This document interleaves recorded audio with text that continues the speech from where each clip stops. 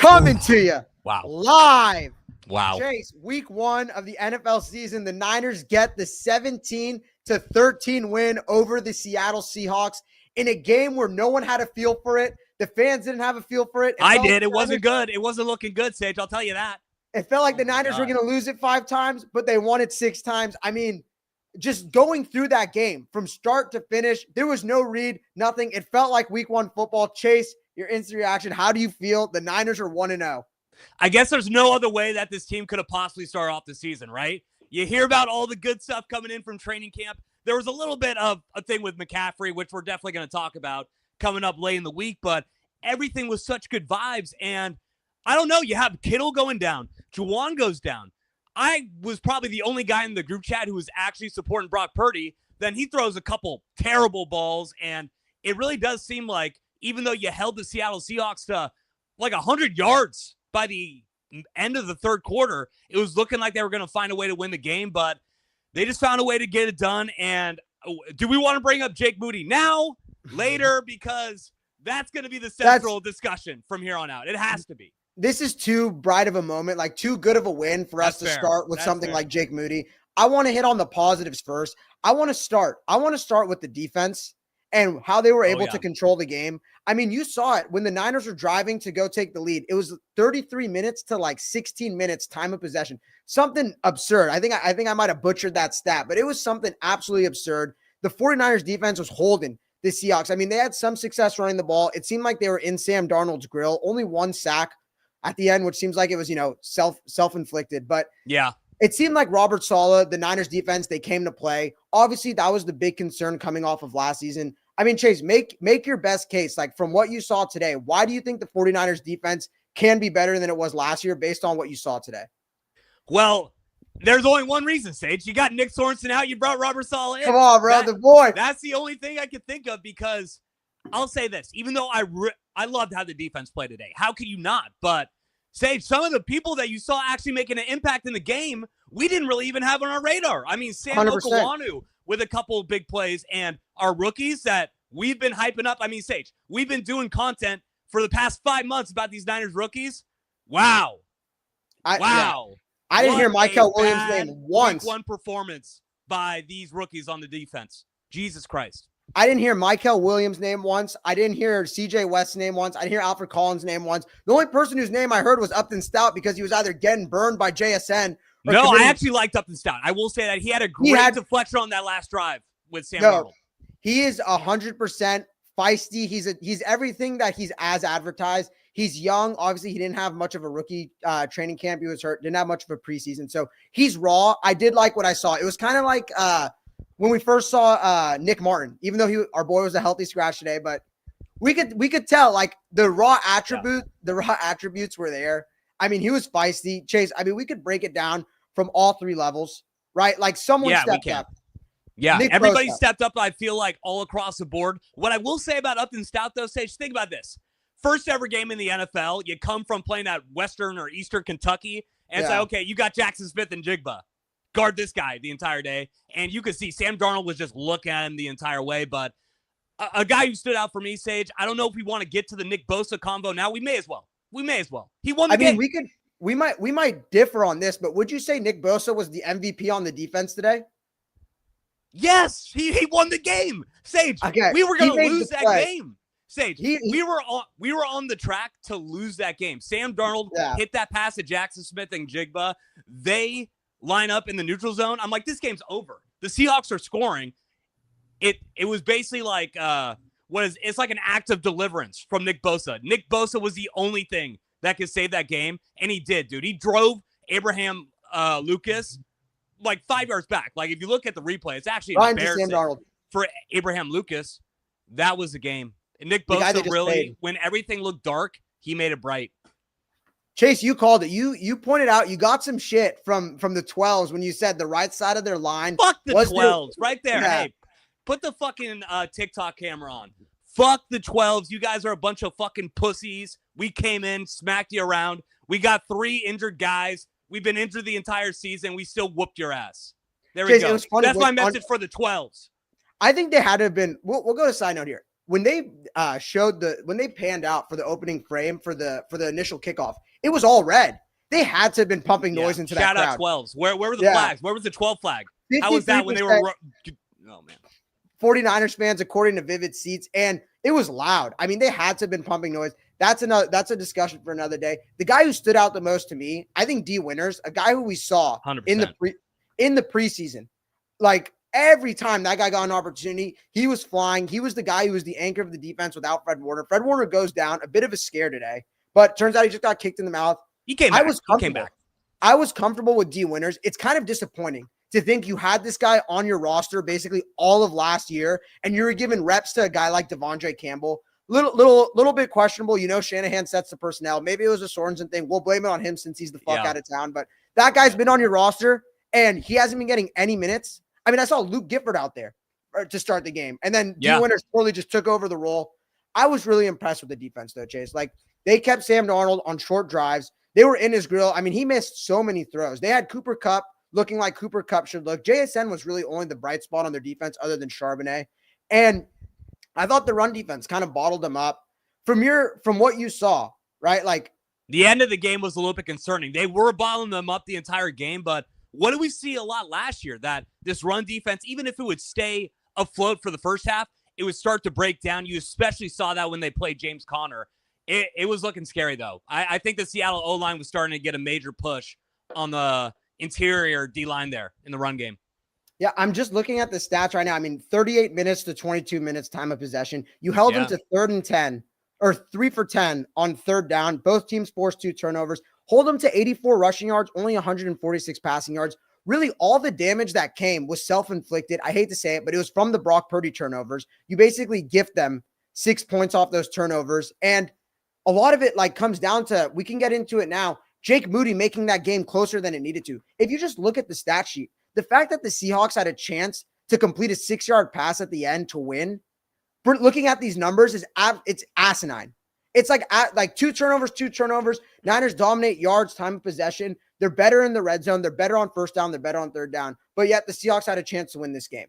Well, you're saying it doesn't make sense why they had a 6-yard pass to win the game. I think it does. You could clearly just point to Jake Moody. Let's just have this combo now. Let's just have this combo now, because it's going to come up across the stream. That's 6 points. I mean, Sage, I don't know the exact yardage that he missed. They were both chip shots. I guess that the second one, you could say the offensive line broke down a little bit, and that's what caused the miss kick. I don't care. Guilty by association by Jake Moody. He's gone. Sage, he's gone, and I just don't think there's any way that Monday comes and Jake Moody is still on the 49ers. This guy's not the same guy. Whoever you drafted in the 2nd or 3rd round a couple years ago, that guy's no longer here. He's basically known as the kicker, formerly known as Jake Moody. Now, this guy's a shell of himself. Get him off my team. A 27-yard field goal, as close as you could possibly get, basically. As close as you can get. And then he got a 36-yard field goal blocked. I'm not going to hold that one over his head. The 27-yard field goal, though. Like, me and you could literally hit that kick. You could get a fucking Joe out of the stands to hit that kick. 27 yards, literally as close as you could get. So embarrassing. You doink it. You doink it, and then it becomes a storyline. I mean, the Niners, right, at the end of the game, down 3 from the 14-yard line, are going for it on 4th and 2. That is just such an indictment on your faith in the kicker. Shanahan's yelling, throwing his board down. Bro, why wouldn't he, Sage? Why wouldn't he? You would be doing the same thing. He's the reason he's on the team still. It's all because of Kyle. Kyle spent the 3rd round. Are you allowed to be mad at him? Right? Yes. You let the monkeys run the zoo. When you get an entire game. Mess. Bro, come on. It's all on Kyle for keeping him around. Greg Joseph will be this team's kicker week 2 in New Orleans. I can all but guarantee it. I mean, the faith in him, the coach. I mean, but we saw it last year. He was motherfucking him last year too. I'm happy. You get the win. You turn the chapter. The Jake Moody era is over. The guy will probably never be employed by the NFL again. It's fun. I mean, you know that Kyle Shanahan's going to send Greg Joseph what you doing text. Yeah, at the end of the night, it's like, in the bottle. You still been working out? Yeah, he's going to get a nice little glass of wine. It's going to be like, what are you up to, Greg Joseph? It seemed like everybody was done. Not only Shanahan. I mean, I've never seen a coach get that visibly mad on the sideline with the player like Kyle was getting with Jake Moody. And you heard Pam Oliver say, she was saying how people were throwing their helmets on the sideline.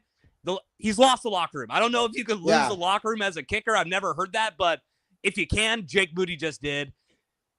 I feel bad for the guy, but on the other hand, really? I don't care. I bet my hard-earned money that I earn up on the 49ers, and this guy puts it at risk.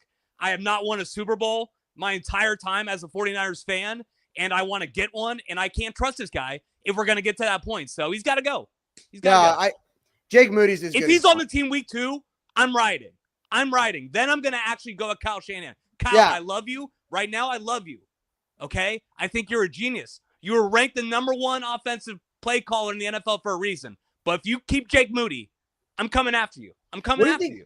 Do you think this guy has naked pictures of someone? Like, do you think he's like holding some sort of blackmail that he's still on the team? I mean, people joke about it, but they might need to invest. Like, we need Pablo Torre, like, to go dive in and like get the scoop on this. Dude, Pablo's been hot lately, man. Yeah, Chase, he would get to the bottom of it. He's on a generational dude. run. You know, Shanahan and Lynch, like, those guys aren't like, let's just call it, they're football guys. I don't think they're the smartest guys altogether. They definitely have some loose genius. Yeah, when it comes to football, but they have some loose evidence. They've left some evidence in the back if potentially that happens. So Pablo would be able to find that shit, no problem. So I wrote down, so Sky Moore muffs a punt out of bounds. Thank God. Yeah. I mean, it went out of bounds. I wrote down, this was in the first quarter with 3 minutes left in the first. So 12 minutes into the game. I said, between Sky Moore on punt returns and holding my breath every time McCaffrey and Trent go to the ground, this season is going to take years off my life. And that doesn't even include Jake Moody trotting out for kicks. Proceeds to go on to miss 2 additional kicks after that. It's going to be a headache if he's still around. It's going to divide the team. I think you mentioned it. The locker room is gone. Every time this guy misses, it's like they're almost rooting against him. He doesn't trust himself. Yeah, he doesn't. How could anybody trust him when? Because think about it, Sage. That 27-yarder, that's nothing to do with actually the art of kicking a football. That is all in his head, and that's the first kick of the season. After he's already had issues the past couple of years, it's over. It's a mental. Yeah, he's done. He's gone. I mean, that's going to be one of the storylines for the season. It's not like you could just, are you going to, give the call to Justin Tucker? Do you go with Greg Joseph, who you brought into town? There's some guys out there. Obviously, none of these guys are on roster, so no one's going to be reliable. I'd take anything over Jake Moody. It's just like the aura he brings, like the nervousness, the negative energy he brings. I mean, let's be real. I feel bad for the guy, but you're right, Sage. You're right. Yeah. The only guy who was kind of happy with Jake Moody's performance today was Brock Purdy, because he kind of saved Brock Purdy from being absolutely defaced by 49ers media this week. Chase, we'll get into this. I mean, we can. I thought Purdy in that first drive was decisive. I mean, outside of that little jump pass, which I don't know what he was thinking there. Outside of that jump pass, he was making great decision after great decision, but he made 2 horrendous decisions, gets bailed out by the defense, gets an opportunity. I mean, maybe got bailed out by Mike McDonald for not going for it on that 4th and inches, gets the opportunity though, takes the ball, drives the Niners 65 yards down the field, scores a touchdown. I mean, on a 50-50 ball, Jake Tongas, shout out to that guy. He won't get much love on this podcast throughout the year, but today, that was a hell of a play. Today, we're hyping you up, Jake Tongas. You are one of the heroes of the game, for sure. Gave his man an opportunity, and although I really wanted to come on here and shit on Brock Purdy for what he did, I got to give him props, because when it's crunch time, he stepped up. But man, those decisions, what he was doing, he could have very well lost the Niners the game. He should be thanking Robert Saleh in that defense. Yeah, I wouldn't say that he lost the game, Sage. The last interception they threw was indefensible. You had 3 guys covering Pearsall, but what I will say is that you got to give credit to what the Seattle Seahawks defense was doing to Brock Purdy. They were locking up all the wide receivers that were actually out there. I think it was Russell Gage at one point was running routes every single play, because you have Jawan Jennings and George Kittle who got injured. So I think Purdy forced it, right? We always kind of find ourselves in situations like that with Purdy where he forces some balls that he honestly doesn't have the arm to make. So that was the second one, but he made a lot of great passes, Sage. There was that 4th and 2 to McCaffrey. I thought that was a great throw. Couple deep balls to Pearsall, especially the one on that last drive. And Sage, you got some explaining to do with Kyle Juszczyk. I think this guy earned his captaincy today. He played good. He had a couple great plays. Bro, he is like, I swear, I think I've said this before. I said, he's like the Viet Cong army. Like, he has mastered the art of surprise. Like, when you least expect it, Kyle Juszczyk is going to come and get 12 yards right down your throat. I think he had a 27-yard catch, something along the lines of that. I mean, that's all we could ask, right? He's going to go AFK. He's going to go ghost the next 3 weeks. Most likely he's going to need to ice up his legs. But for a guy who's earned, I guess, voted upon by the team as a team captain, it's the least you could do, man. Lay some blocks, 2 catches. We'll take it. They both were clutch. They were both clutch, Chase. Another guy who, like, if you want it, we could stay on here, but another guy. No, because I think we're honestly going the same way, Sage. I was going to say that I think a lot of people are not going to be impressed with Purdy's performance because I hate to say it, he was kind of just a dump-off merchant all day to your boy. Is that who you're going to go to? I was going to say another guy who just absolutely impressed the hell out of me, Christian McCaffrey. I mean, dog. What else has to be said about this guy? I mean, shout out Chase Corick, Remo Tokini. Go catch the 2:00 news. My co-host, our boy, his roommate, we're on the 2:00 news. They said it. They said this team is different with Christian McCaffrey. Full display. He was the quarterback. He was the running back. He was the wide receiver 1 on this team as soon as Kittle went down. Carried the 49ers just inch by inch, moving the chains, right? 5 yards here, 7 yards here, bouncing off Seahawks defenders, moving the chains, getting big yardage. He looked spry. He looked like 2023 Christian McCaffrey. Chase, make the case. Is Christian McCaffrey back? Yeah, Sage, he's back. And it's so funny that at probably towards the end of the game, Christian McCaffrey wasn't even your top 5 concerns. You're like, what is Brock Purdy doing? Oh, my God. George Kittle's hurt. Jake Moody is, gone in the head. Kyle Shanahan seems like he's about to blow a gasket on the sideline. And you're not even thinking about the fact that we had that entire Christian McCaffrey saga all the way up until Sunday. But right after the first couple snaps, you could see they were being cautious. Whatever this calf issue was, they were being overly cautious. I think that's why Shanahan was just like, guys, I'm not answering any questions about this. I'm not wasting my breath on it. I got to get ready for Seattle. I don't want to deal with all your bullshit questions about the calf. But I think he's backstage. How many catches did he have? He had 7 catches. I think he finished the game with 9 catches. 9 catches for 73 yards, 22 carries.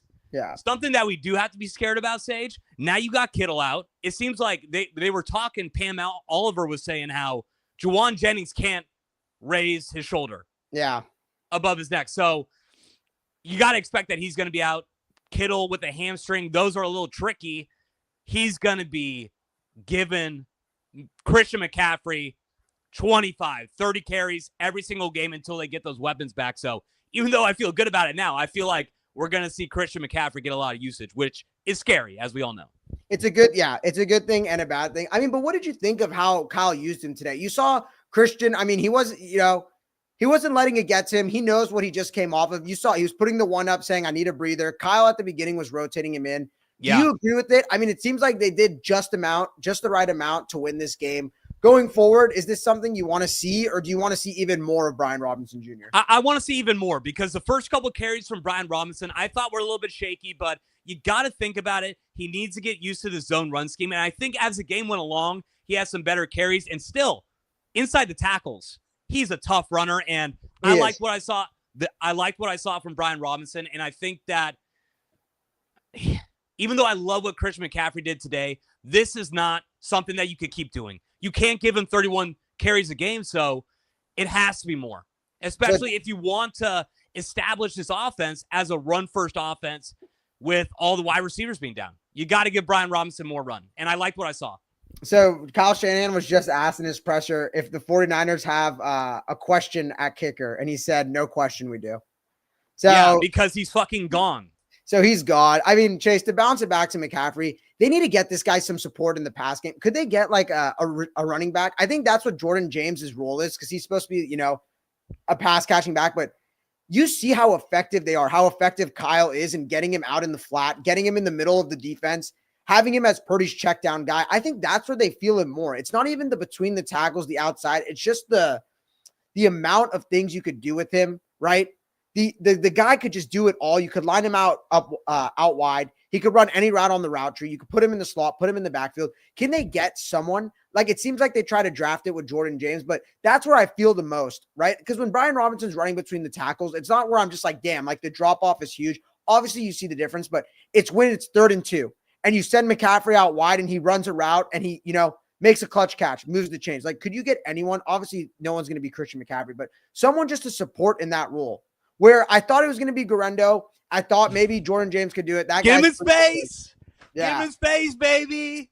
So I just think that's where they need to support it. With Kittle gone, with Kittle probably, I mean, what would you say? Hamstring's always tough. 2 to 3 weeks. I'm going to chalk it up as 3 weeks. Just be safe. I say 3 weeks that George Kittle is going to be out. You're going to see him back for that Thursday night game against the Rams. Exactly. I mean, other than Kittle, right? CMC was calling his own rest. I think this was the plan by Kyle. Pooney went down for a little bit, was able to return. Fred and Trent both went down, were both able to return. It's just the week one, the week one, shaking off the rust, a little bit of, getting your body back into full shape, Chase. I mean, on offense, did anyone else really stand out to you? Ricky Pearsall somehow put up 100 yards, even though he didn't have a catch for 2.5 quarters in that game. Well, this is what I'll say. I have always been a big fan of what that Seattle secondary is, and I thought that Ricky Pearsall, he was going up against a tough matchup. I think that Tariq Woolen's really good, and he was giving him his money's worth, man. Like, I actually thought that Ricky Pearsall played pretty well. He had 2 big catches and great balls by Brock as well, but I really liked what I saw from Ricky Pearsall. And when it comes to the rest of the wide receivers, I mean, there was basically no output from anybody else. I think Juwan maybe had a couple catches. His first catch was in the third quarter, and I'm looking at it right now. We brought up Jake Ton just a little bit. I mean, Luke Farrell, 1 catch, 4 yards. That was basically it. And then what George Kittle did at the start of the game, we kind of got to bring up how good George Kittle was looking before he got hurt. Oh, 100%. I mean, Kittle, that first drive, I think it was 4 catches, got it to, hey, I gave you guys the props. Yeah, you did. I said Seattle, first drive, punt, for anytime touchdown score, Kittle. Don't look at my other picks I know the Niners. It seems like I don't know the rest of the NFL. We gave you Niners money line. We gave you Niners Sage did you guys dirty if you bet Sage's picks. I'm going to just don't worry. We're going to go viral for all the wrong reasons next week. Chase, You're eating pasta. You're eating pasta until the next slate of games because of what pick Sage gave you in the rest of the NFL. I'm eating ghetto cereal, ice and water. Chase, I wrote it down. I said it's only fitting that the first catch Juwan gets is a 3rd and Juwan. I think it was 3rd and 8. They needed it. He moves the chains. He looked good. When he was running, he looked a lot quicker than I remember him. He was out. I mean, they said they were going to, kind of moderate his usage. He really wasn't out there the first couple drives. They bring him back once Kittle goes out, and then he gets hurt. So, I don't know. Where was Jordan Watkins? Right? Like, where was Sky Moore?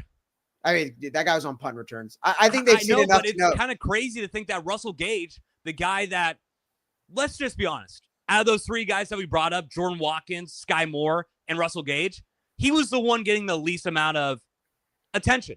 We all really didn't expect Russell Gage to be in there, or at least I don't think we wanted Russell Gage to be in there. We weren't excited to see Russell Gage, but yeah, this wide receiver situation is going to be interesting because there's just no bodies. There's just no more bodies. All we have is Ricky Pearsall right now.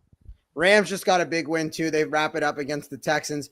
So you got 3 teams in the NFC West who are 1-0. The Niners needed, because the Cardinals won too. Yeah. Niners needed this, man. You could not be the only team to fall behind 0-1 with your kicker situation.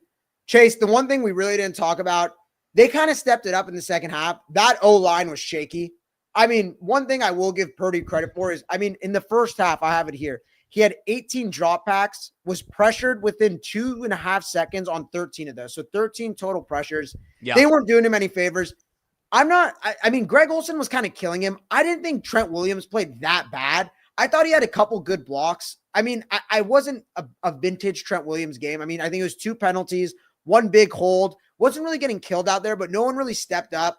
I just think McDonald kind of had him in a blender. He was sending exotic blitzes, making the running back, Christian McCaffrey, have to pick it up. And he kind of just had Purdy's number. You kind of saw it last year. You saw it when he was on the Ravens, but he kind of had his head spinning. So this is what I'll say with Trent Williams. Even though I know that you're not concerned about Trent Williams, what I will say is that Trent Williams 3 years ago doesn't get blown up by Boye Mafe. All the times that I saw today. So I think that's a concern in itself. But something you have to consider with Trent Williams and some of the other guys that are in a similar spot as him on the 49ers, they didn't play any preseason. This is the first real game reps that they're getting. So I'm a little bit concerned. I'm not going to lie, right? Because you just never see that from Trent Williams, even in the past couple years when he didn't play in the preseason. But let's give it a time. Let's give it a couple weeks. And if we're still seeing this in week 5 from Trent Williams, then I'm going to be a little bit scared. But that's another reason why I don't want Purdy to get any slander, Sage, because I thought he was getting pressured all day. I think that he was good moving around in the pocket. And the secondary was kind of locking our guys up. So I think it was just tough for Brock Purdy to have a game where he didn't have to force some things. And I think that's why we saw those mistakes. It was that second pick was a clean pocket. I mean, he got pressure. He got pressure because he was holding on to it. He got blown back. Yeah, he let the play develop a bit. I don't know, man. And then the one to Jawan where McCaffrey couldn't get out to his check down and he just threw it right at the guy. I'm not going to give him any, I'm not going to give him a pass on those. Hey, bro, this ain't going to be on his Hall of Fame pack, right? This isn't a game that we're all going to look back on and think of as a Brock Purdy game, but it really just comes down to wins, especially in situations like this where everybody's dropping. Did you get the win on the road to open up the season? They did. He led a last-minute drive to win the game, so exactly. That's all that I care about with Brock Purdy. He did the job. The story you hear, what people lead off with, is going to show you what side of the fence they were on Brock Purdy, because you got every bit of the Brock Purdy, crowd, whether you're for him, against him, or in the middle, they got a taste of everything. You could build an argument. You could point to the 2 picks. You could point to the clutch drive. I mean, if he didn't have that drive at the end, I was going to kill him. I still wasn't a fan of the pass, but it got completed. Shout out Jake Tongas, like I said. But this was his first game since signing that $265 million contract. He's under more of an intense microscope now. More of his moves, everything he does is going to be more, because you see, right? Like, they had to sell a percentage of the team to pay this guy. They make some decisions in free agency to kind of sit some things out because they paid him. So more of the things that he's gone away with, I just feel like aren't going to fly. They got the win. A win's like perfume, it covers up a lot of the stink. Yep, but you don't, absolutely. You don't accept it. Luckily for you, you hit a little soft spot in your schedule here, especially coming off that Seattle defense to go play the New Orleans Saints defense. It's going to be like taking the training weights off. So I think this is a learning experience for Brock. I think this is as depleted as his receivers are going to be all year, and we kind of learned something about him. We hope so. I mean, we hope so. If it gets any worse in this stage, pray for us. Pray for all of us. Pray for Brock Purdy. Leonard Hankerson, the wide receiver coach over there, pray for him, because that'd be a nightmare if anybody else got hurt. Chase, if you had to give like an MVP, a player of the game, who would you not give the nod to? Could it be anyone other than CMC? Nick Bosa. You were going to lose that game. We brought it up at the start. I don't know why you're a little bit hesitant to give Nick Bosa credit here. Gets a big tackle on that 2nd and 4 run, and then swipes the ball out of Sam Darnold's hand, recovers it himself. He basically did it all by himself to stop them from scoring a touchdown there. So even though I love what Christian McCaffrey did, the offense did score 17 points. Nick Bosa was all over the place, I thought, all game, even though they were scheming up against him. Abraham Lucas is going to have a shitty couple nights watching tape on this game, because Nick Bosa was just destroying him, and he got the game winner at the end of it. So for me, it's Nick Bosa. Who are you going with? I'm going with CMC. I thought he was the only reason the offense was able to move the ball. I think if it wasn't for him, we're looking at Purdy forcing way more shit. We're looking at maybe 3-4 turnovers from the offense. I'm not saying all from Purdy, but it's looking a lot worse. So I think CMC is the MVP. I just thought the defense as a whole played really good. I think on offense, it was basically Christian McCaffrey or bust the entire day, with a few big plays from Ricky Pearsall. I thought Ricky's usage was weird. Like, on that opening drive, you go down, I think it's 95 yards on the opening drive, 8 minutes, you go get 7. So it was 14 plays, 85 yards, a touchdown in 8 minutes, 22 seconds. Mm-hmm. And then he goes mute. You don't see the guy until the 4th quarter. And then he makes the biggest catch of the game up the sideline to get you in position to win the game. And then another small catch to move the chains. I thought, I don't know, man. Like, after that first drive, I said, Purdy and Ricky, get used to it. And then the guy went, like, I just didn't see him again. And with all the receivers going down, I want to see them feature him more, but it was definitely a run-heavy scheme. They saw something in the run that they loved. They kind of just, it felt like they kind of wanted to, limit Purdy's usage and just control the game. It just felt like a chess match between the two sides. Both sides wanted to just run the ball and play defense. And it seems like the Seahawks blinked first with that turnover. What I will say about Ricky is that's a good sign, Sage, that even though he was quiet for most of the game, he's going up against a tough cornerback in Woolen, like we just brought up, but he was able to get open on a couple big plays when they really needed him, made the catch. I mean, with 49ers wide receivers, you never know if they're going to drop a wide open pass like the couple that he got, but that's what I didn't see last year from Ricky Pearsall. I feel like there were some games where if Ricky Pearsall doesn't get a catch in the first couple quarters of the game, he's probably going to be quiet throughout. And I just think that no matter what, even if we get some stretches of the game where Pearsall's not really being heard from, that connection's real. That connection's real, and it's going to last throughout the game. You're going to always have to be aware of it if you're the opposing defense. Was it Woolen or Witherspoon? I mean, he burned him. He had an open touchdown in the I saw Woolen a lot of the time. Yeah. Ricky. No, on the front right corner of the end zone. He was wide open. He burned him. Purdy just kind of airmailed it, but he kind of just marshmallowed the ball. Like he puts a laser on his chest. That's great D. That's great D, Sage. I think that was a good throw, good route, better D. Good throw, not a great throw. Sometimes, I mean, the margins are this big in the NFL. You got to hit them. It's a learning experience. I like that you have high standards. Sage. That's why we do a good job, but I don't know. I think you're being a little bit rough on a guy there. I am being a little rough on him. I mean, I'm going to hold him to a $265 million standard going Okay, forward. If Mahomes does that, are you like, bad throw Mahomes, or are you saying great D Tariq Woolen? Be honest. Come on. Let's be real. Don't lie to the camera right now. That's a dot on Hollywood Brown's chest. But I would say it was dumb. I would say it was dumb, obviously. You know what's funny is I thought about it today where Mahomes had the play on Thursday where he was just like laid out flat and completed the pass down. I forget who to for like, I think maybe it was Hollywood for 5 yards. And then Purdy tried doing it today and it was intentional grounding. It looked like a fumble. I don't know if you know. I thought it was a good job by him to just not give away the sack, but yeah, it's a little bit tough, right? At least we had the offsetting penalties there, so that didn't even really count. Chase, anything else we didn't hit? I mean, what do you think about the special teams? It seems like it's going to be another nightmare season for the 49ers. Work in progress. I'm going to call it a work in progress. We're going to give our guy, it's week one. I think that if you give him a little bit more time, he's going to get this unit set up. What I will say is that when it comes to the return part of the game, not sure Sky Moore is the guy that we're looking for. I don't think he's going to be the guy where, opposing special teams are going to be scared about what Sky Moore could do with the ball in his hands. Kyle Shanahan said that the 49ers do not plan to get rid of Jake Moody. I feel like that's just coach speak. I don't know how legit it is, but I feel like if you're planning on getting rid of him, you just say, like, I'm not answering that. For you to come out and say no is kind of weird. Well, yeah, Kyle Shanahan interview going on. The guy looks pissed. I mean, you could point to it. Everyone likes to say it. He looks old. Some interesting quotes, man. It seems like Jake Moody's the topic of discussion. Rightfully so. I mean, the 27-yarder is just absolutely ridiculous. But Chase, like I said, a win covers up a lot. You want to know.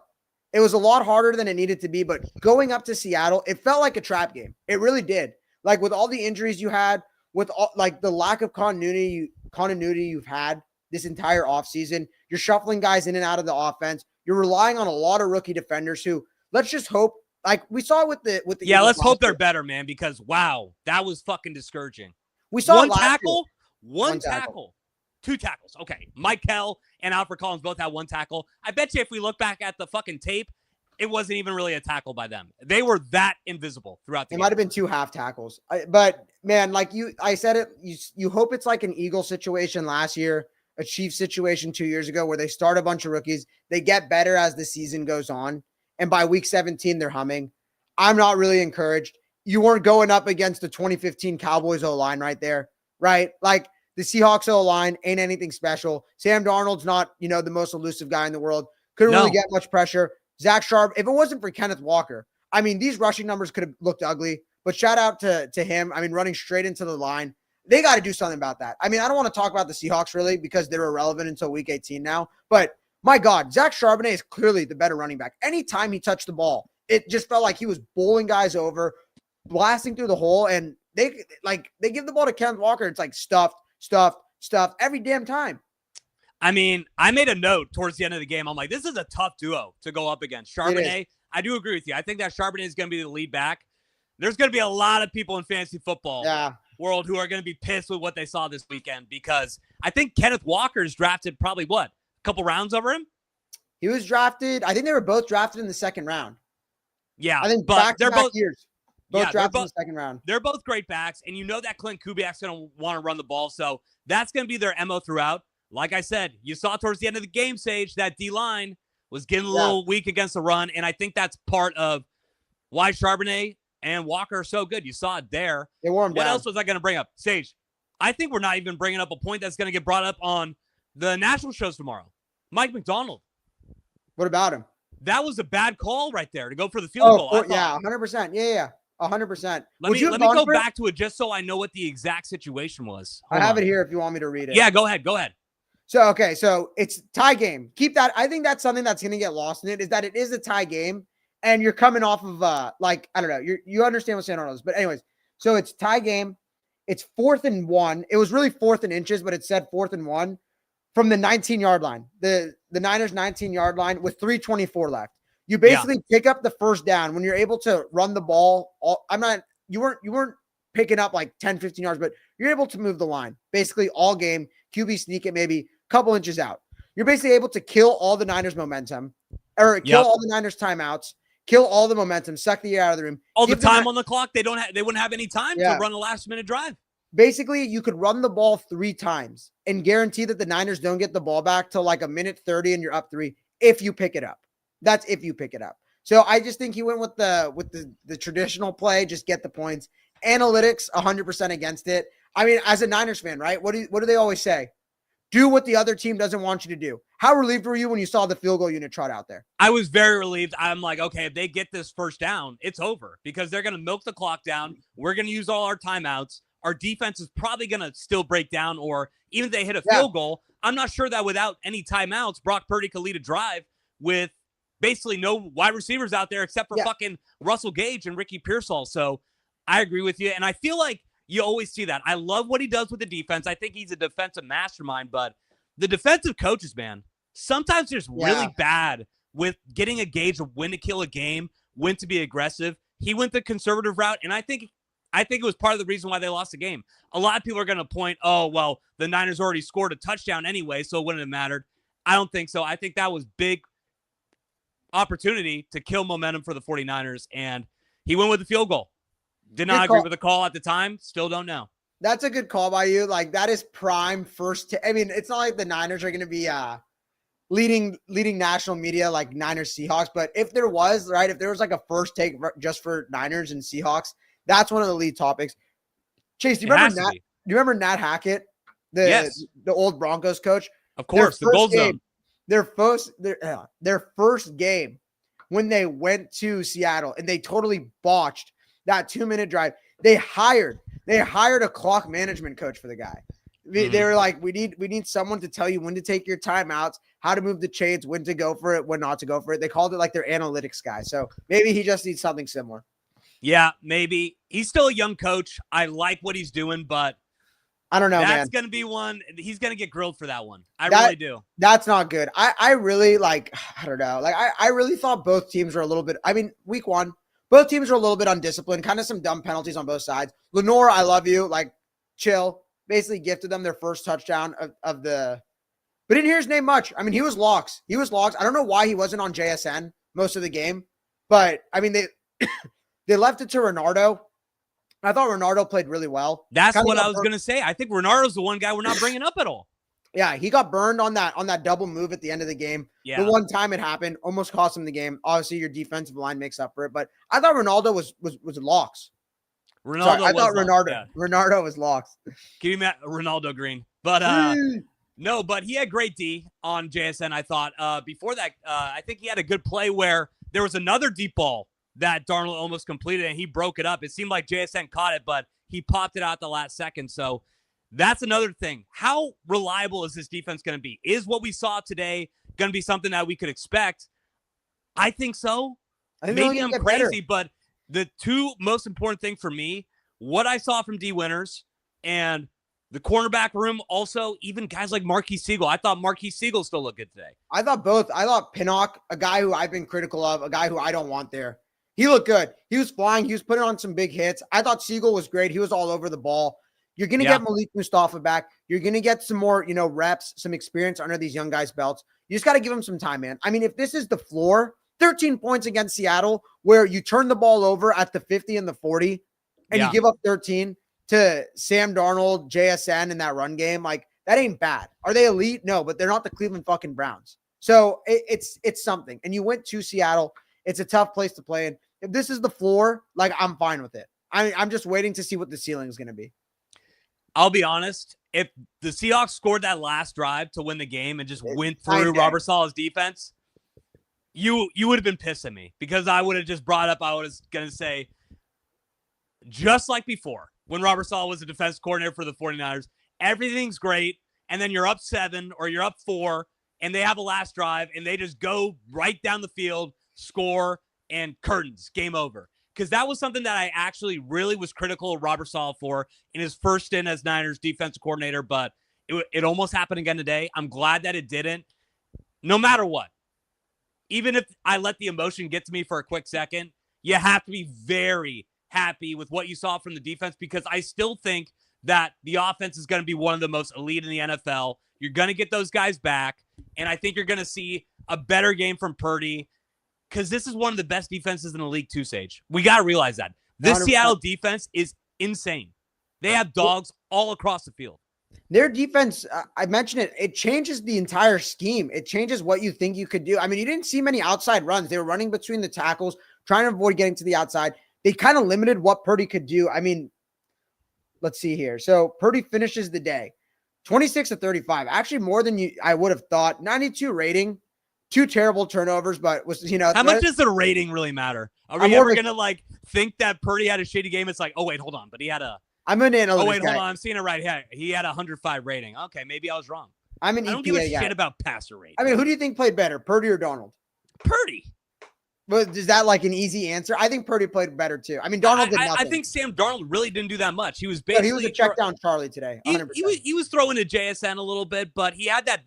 Let's be honest, that's a big mistake that he made that cost him the game. Yeah, right there, holding on to the ball when you see Nick Bosa coming on your right side, and I mean, no Purdy awareness. made throws coming to win from the your game. Strong side. What?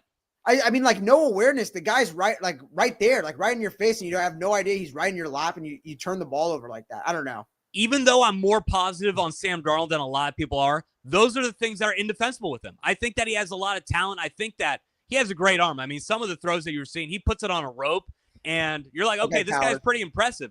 But it's just the mental side, and especially in late game or important situations, holding on to the ball, not turning it over. He's terrible when it comes to that. But what do you see with the best quarterbacks in the game, Sage? Late in the game. They make that big throw.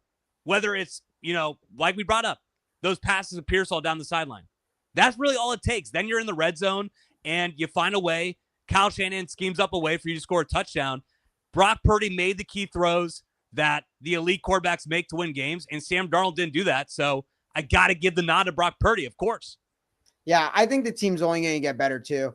I mean, Purdy, his weapons are going to get there. You're going to see it. I think this is going to be, and I'm not saying this to rain on the guy's parade. I think this is going to be one of his worst games of the year. I think it's the best defense he's going to face the entire year at Seattle, week 1, a bunch of rookies starting for you. I mean, you don't even know what you really have, right? Like, is Russell Gage going to be on the team when Demarcus Robinson comes back from suspension? Like, what is Ricky practice Pearsall? Squad? He's probably going to be on the practice squad. Yeah. Like, what is Ricky Pearsall going to be? Is Jordan Watkins going to become a player for this team? Are they going to be able to utilize the running backs better? So I think if this is, like I said before, Chase, word of the day, floor. If this is the floor, then I'm excited to see what Purdy's going to be come week 5, 6 when they really, get this offense in tune, because it was a weird offseason, right? A lot of guys were injured, a lot of guys shuffling in and out, especially in that receiver room. It was the biggest topic in the national media surrounding the Niners was their receiver room, how injured the receiver room is, the guys that they're bringing in. I mean, MVS and Sky Moore, late additions, none of them really played on offense today. A lot of guys shuffling in. Me and you were both impressed with what we saw from Demarcus Robinson. We know what Juwan Jennings is when he's healthy, and we think we think Jordan Watkins could be the guy when he's actually in this offense. So I'm excited to see what they could do. And Kittle didn't even really play the last 3 quarters. You know that Kyle Shanahan's not going to use Jordan Watkins, right? How many times have we seen this where he won't play rookies? Let him cook. Even though we think that these guys have a lot of talent. We've seen this the entire time in the Kyle Shanahan regime. So even though we do like potentially what Jordan Watkins could be, I think it's a stretch to say that we're going to expect anything from him this year, but he may have to, Sage. He may have to, because week 2, you're really thin. So you might have to include some stuff on the play sheet for Jordan Watkins. One thing I'll say, Sage, even if they lost this game, in the grand scheme of things, you're going up against a tough team like Seattle, tough environment, even though, sorry, 12s, we kind of took over your stadium, so that's a little bit scary for you guys. But tough environment against a tough team who's motivated, and I think that if we look back on it, a road loss to that kind of team in week 1 wouldn't be the end of the world. So the fact that you got to win, I think that we got to be positive here. No major injuries, and we're going to get Kittle back. We're going to get Juwan back. So I'm confident with what I saw. And Christian McCaffrey, too. I think that's probably the underlying biggest positive of the day, that he looks back, which we did not know before the game today. We thought he was going to be the biggest question mark, probably going to be leading this podcast, every podcast based on what he does. Kind of, I mean, just the best Niner. Could we say that? I mean, maybe Nick Bosa, 3 tackles for loss, game-winning play, but between them two, you can't go wrong. One carries the offense, one saves the defense. So I think the next thing for the Niners is figure out your kicker situation. They're going to have, I don't care what Kyle Shanahan says, they're going to have auditions. They're going to bring some guys in. Let's hope that these guys, I mean, they're saying Pooney or Juwan and Kittle are going to get MRIs tomorrow. Hope these guys are healthy. Hope for just once the Niners cannot be, top 10 in the league and guys missing games and injuries. So a lot to look forward to. And you have a perfect opponent this Sunday against the Saints. You're going to see Spencer Rattler or Tyler Shaw. And it's a good get-right game after, struggling against the Seattle defense for 50 minutes.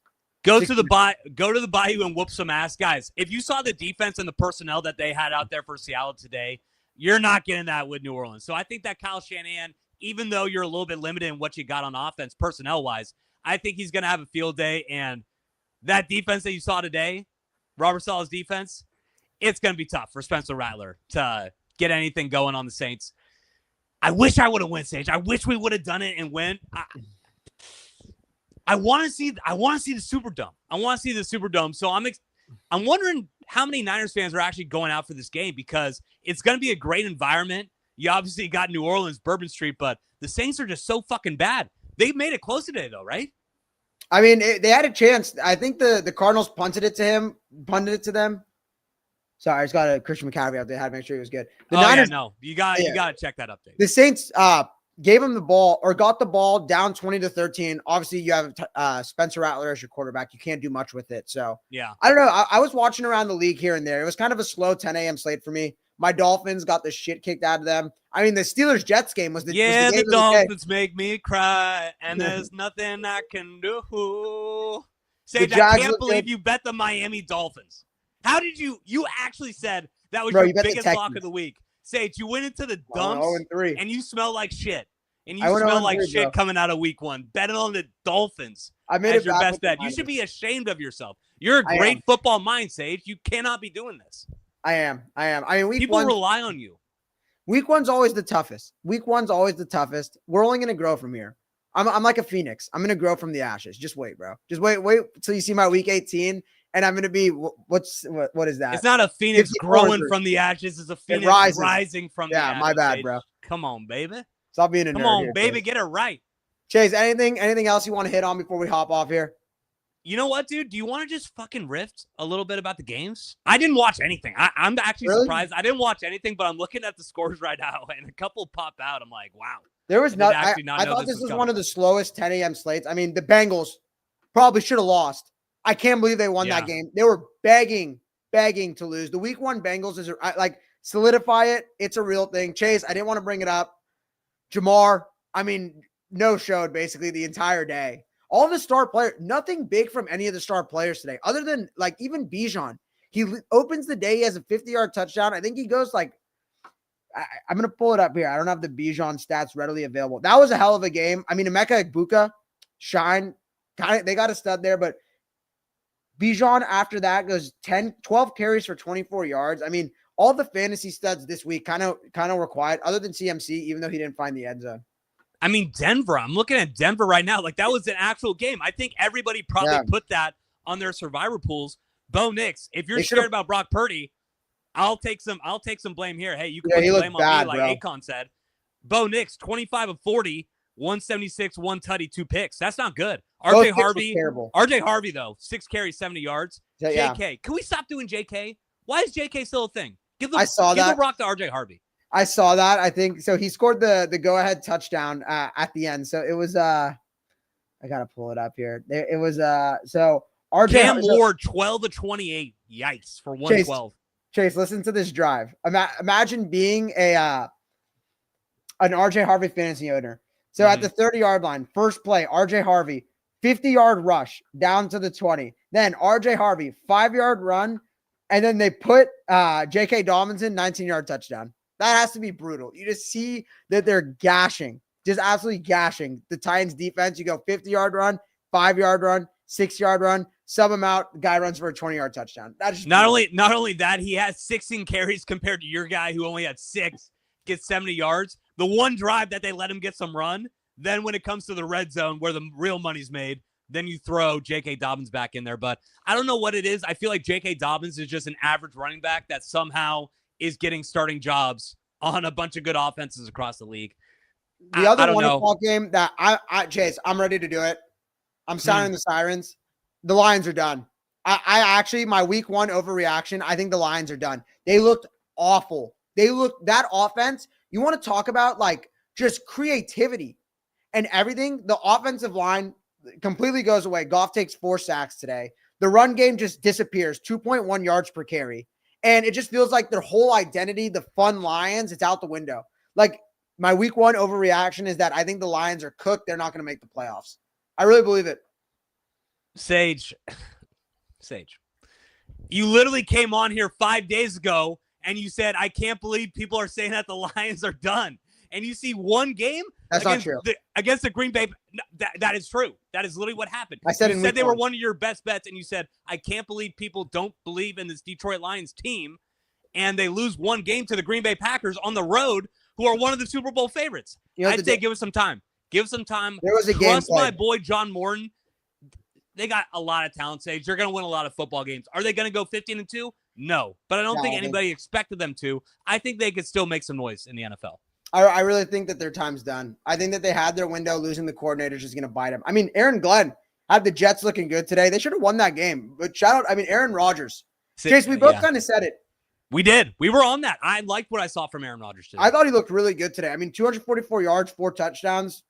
Your boy looked good. Had some big catches in DK Metcalf.